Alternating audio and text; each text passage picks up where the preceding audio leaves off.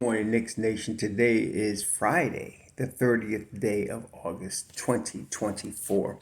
I hope you're having a good Friday. Happy Friday to all of you. I hope you're safe and healthy today, and your family safe and healthy, and that the needs of you and your family in terms of food, shelter, clothing, as well as health are being met today. Blessings upon those that work in the healthcare field, along with the first responders who every day are out here trying to save lives. Those also that pick up garbage, keep our places clean, and those that make deliveries such as mail for our convenience. Double blessings on the men and women out here trying to help rescue, deliver, and recover teenagers and children that are victims of child molestation and pedophilia. People that are also victims of pornography and child pornography, prostitution and child prostitution, human trafficking and sex slavery. Double curses on the perpetrators, the profiteers, and the perverts that create the demands for these industries. Finally, blessings upon the homeless, more than 600,000 men, women, children, families, senior citizens, and veterans, homeless in the United States of America, and millions around the world in similar or worse conditions. Blessings upon them, for theirs is the kingdom. I still got one more person to talk about after today, but this is the last guy that's in the regular nine-man rotation. This, of course, is Deuce McBride. Deuce is very much similar to Precious in that the more minutes he gets, the better he plays. When he was at West Virginia, what caught my eye, and this is the thing, as I always say, when a guy is in college and he's coming to the NBA, there is something that he does that's going to be his ticket to get into the league. Whether he thrives or not in the league, that's a different story. But to get him into the league, there must be something that he does that is NBA level or high level. Okay. With Deuce, when I saw him at West Virginia under Huggins, it was his defense. His defense was on another level. His defense in college was NBA level. Tough, mobile, hip movement, foot movement, and of course he has, for his size, a 6'2", a 6'9" wingspan, and he knows how to use it. And so his prowess as a football player brought toughness to his abilities on the basketball court. And then of course he has speed. He's fast and quick. So that's what got him into the league. What I also saw, though, is the promise of future offensive abilities, because he has a jump shot. He has the foul shot. He needed to develop a mid-range game like a floater. This is common now in the NBA. A lot of guards have floaters, and he has been doing that. His rookie year, though, and especially his rookie year and his second year, he was destroying the G League. Okay, I mean, he was averaging one year 29 points a game and double-digit assists a game in the G League. And now, the G League is not the league, but it shows the promise. At the time, he was 21 years old, and he was doing that in the G League. Okay, so he now, as we look forward 3 years, started at age 21, and then he was 22. Now in last year he was 23. So his first year was a typical rookie situation under Thibs. He averaged 9 minutes per game. He only appeared in 40 games. Now, of course, that year was also the COVID year. It was a 71-game season. So he started 2 of those games. One of them was a big win against Houston that year. And that showed again the promise that he had. Then his second year, the Knicks got Jalen Brunson, and they had Emmanuel quickly. So he was in his second year. He ended up getting 12 minutes a game and appeared in 64 games. Again, this is how Thibs operates, even with rookies that he personally likes and picks.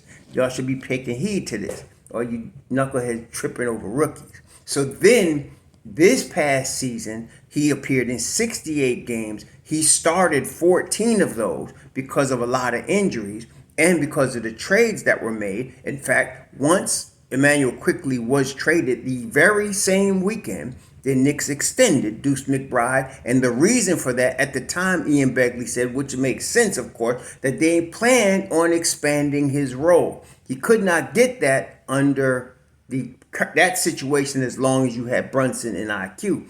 IQ was going to start somewhere. He just wasn't going to do it for the Knicks. So the trade to Toronto that brought OG Anunoby and Precious Achiuwa also brought an extension to Deuce McBride, a 3-year extension, and he played 20 minutes a game this past season. Again, the more minutes he plays, the better he plays. Okay, so the first year, for example, from 3, he shot 25% from 3 on 2 attempts a game. The second year, he shot 30% from 3. And this led to a lot of people saying he couldn't shoot that don't know basketball and don't understand how the league works, and especially in a Thibodeau system. It's because from the beginning, he played stellar defense. And from the beginning, he was killing the G League. He just needed consistent minutes. He gets them this past season, and he jumps from 30% to 41% from 3. Instead of 2 attempts a game, he gets 4 attempts a game. And then it gets 14 starts. He goes from 67% from the line to 86% from the line, which is more in line with what he can do. So what we had last year was a 45% from the field, 41% from 3, and 86% from the line. And I'm going to tell you right now, if given consistent minutes for a full season, he is a potential 50, 40, 90 player. He is developing, and he has shown that this past season, the mid-range game with the floater. And so that's going to continue. So the more minutes he gets, the more opportunities he gets, the more you're going to see from Deuce McBride.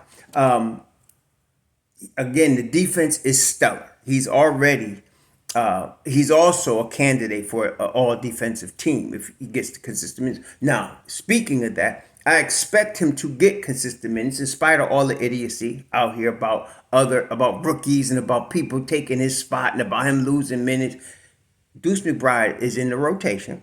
He's going to be a backup point guard behind Brunson. I don't care what y'all think about it. This is what is happening, okay? And he's going to do very well in that position because pretty much, with the exception of his kryptonite, which is TJ McConnell, he could lock up anybody in the league and has. Okay, all of the top point guards in the league have gotten a taste of the Deuce card, and they don't like the taste.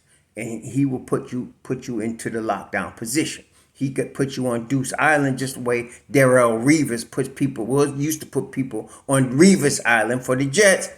Deuce Island exists as well, and so he can lock down anybody in the league. Like I said, just as Michael Jordan had his kryptonite in Rod Strickland, Deuce McBride, every player has their kryptonite against somebody. And so with Deuce McBride, it's McConnell. I don't know what it is about TJ McConnell, but he has a problem with TJ McConnell. But other than McConnell, he can lock down anybody you put him on from 1 to 3, and even sometimes 4, depending on who he's guarding. He's guarded 4s as well.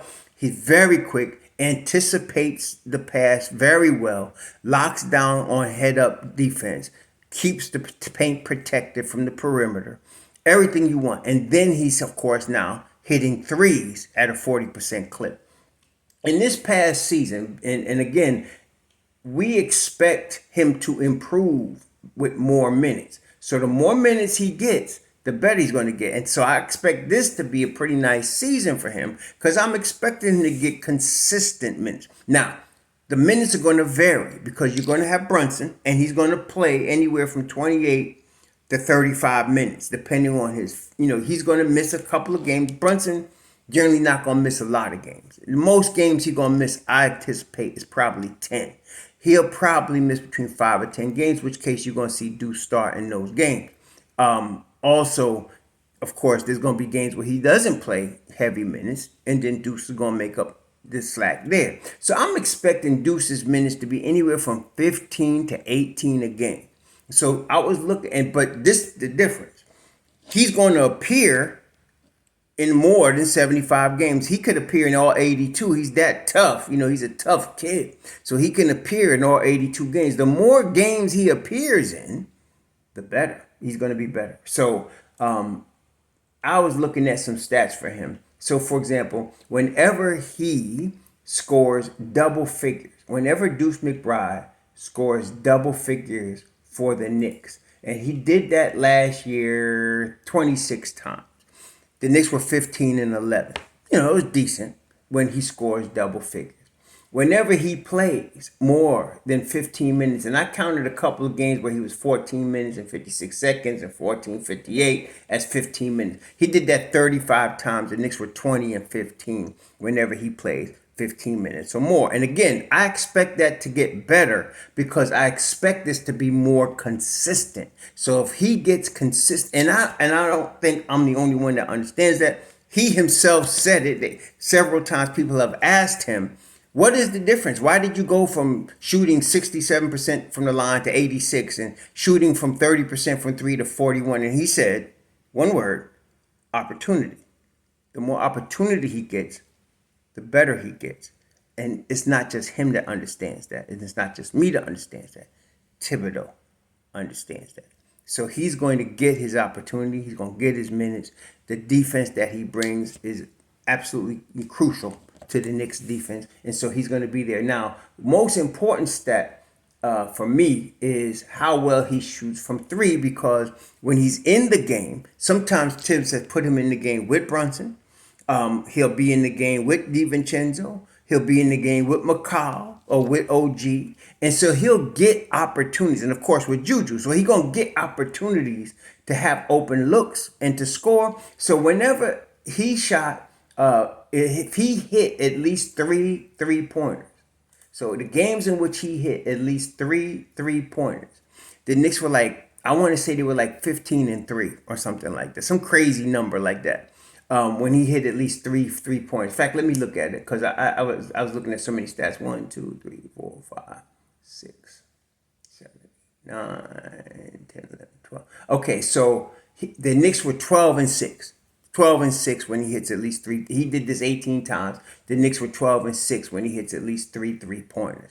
That's very daggone good, So, and that's realistic.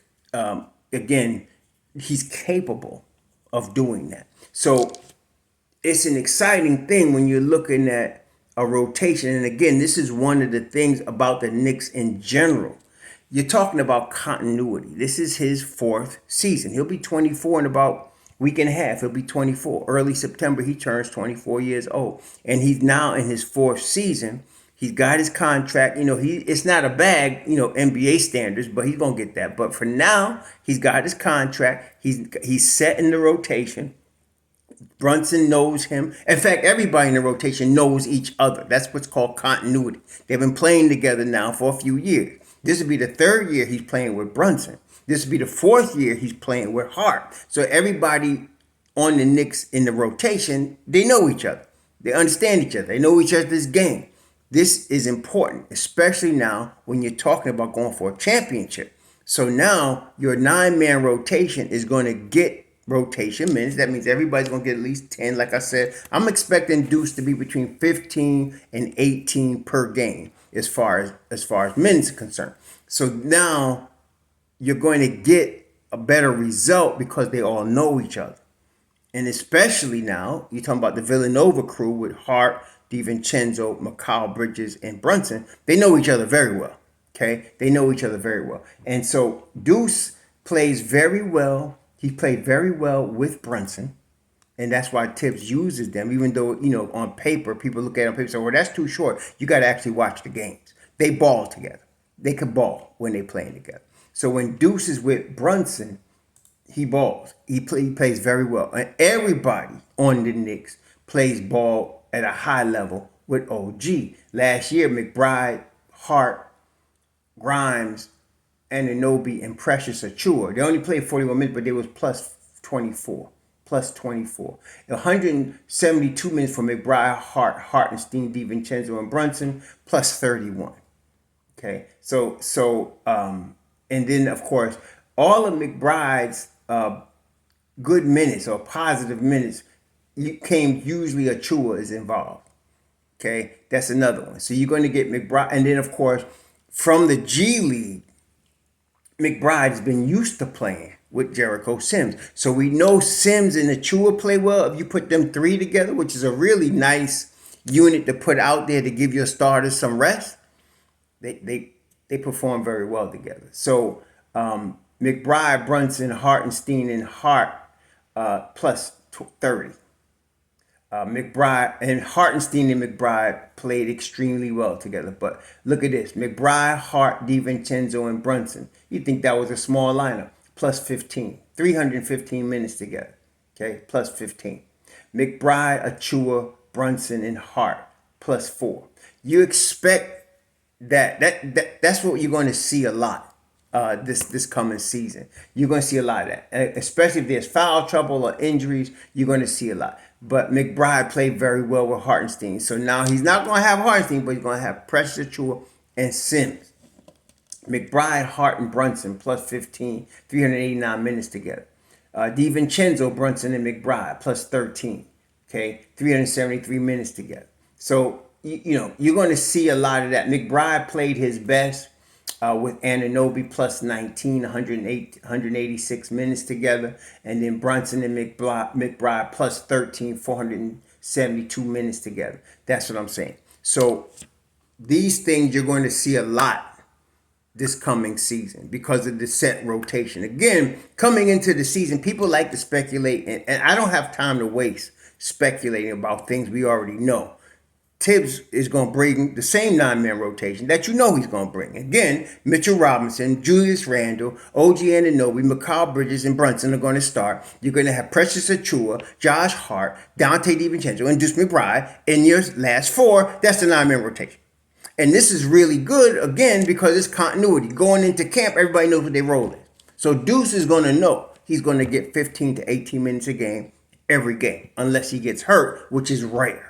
He's in really great shape. He's a young kid. And, of course, we all know he's a tough kid. So he could really appear, and I'm not saying start, obviously, but he can appear in 82 games this year. If he does, the Knicks going to do very well. Okay, if he does. The Knicks going to do very well. So this is another piece that we expect big things from, and I'm very confident we're not going to be disappointed in what Deuce McBride will bring to the table this year in the 9-man rotation.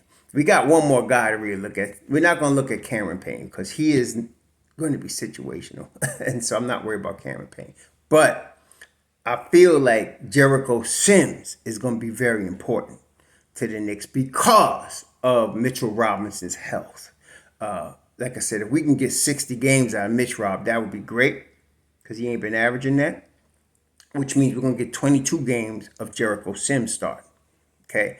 He's going to be important. So he's not in the 9-man regular rotation, but he's going to be playing, put it that way. Jericho. There are games he won't play. A lot of games he won't play. If Mitch Rob is healthy and Precious is healthy, he won't play. But there's going to be a lot of games, like I said, it could be up to 22 games that he starts. Then there's other games where there's going to be foul trouble. Jericho's going to be important. And again, the stat of Jericho with Precious is going to be important. So we'll talk about that. But for now, the Deuce card, Deuce is in the deck. And he going to do business. And the Knicks are going to be in good shape. Y'all enjoy your weekend. If you're doing a 3-day weekend with Labor Day coming up, enjoy your Labor Day weekend. Shalom.